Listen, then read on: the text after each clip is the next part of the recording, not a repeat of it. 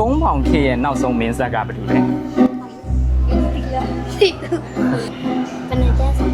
ဘယ်နဲ့တန်းစာလဲဆိုဒီ၄တန်းလောက်ဘယ်နဲ့တန်းရှိလဲ တားလေးလေးတယ် အသားလေး၄တန်းလားမတင်ရသေးဘူးဆင်နေရဆို ဟုတ်သေးတယ် โอเคနောက်တစ်ပုတ်မေးကြည့်မယ်နော်ဒီထွဲရဲ့ညောင်ရမ်းကြီးသမီးစကားပြေကိုဘယ်သူရေးခဲ့တာလဲ A တိမ်ကတုသမီး B ညောင်ရမ်းကြီးသမီး C ဦးလာလာသမီး လာလာ လာလာဟုတ်ပါနောက်တဲ့ chance တစ်ခုရှိပါတယ်နှစ်ခုတည်းတစ်ခုရွေးဆိုမှန်းဆိုရ A တိမ်ကတုသမီး B ညောင်ရမ်းကြီးသမီး C ဦးလာလာသမီး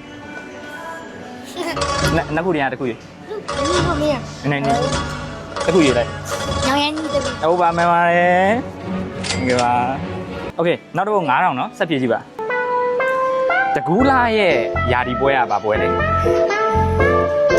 ချာ တကြင်ဟုတ်ပါတယ်နောက်တစ်ပုတ်1000မှာဆက်ပြေးမလားမှန်ရင်1000ရမယ်မှားရင်ဒီ9000လည်းမရတော့ဘူးနော် ဟုတ် ဆက်ပြေးမယ်နော်โอเคအာဆီယံဘယ်နှနိုင်ငံရှိလဲလည်းမသိရလေ တနိုင်ငံ တနိုင်ငံမဟုတ်ပါဘူးနောက်တဲ့အပြေတစ်ခုဖြေလို့ရတယ် 51 မဟုတ်ပါဘူးโอเคကျေးဇူးပါဗျာ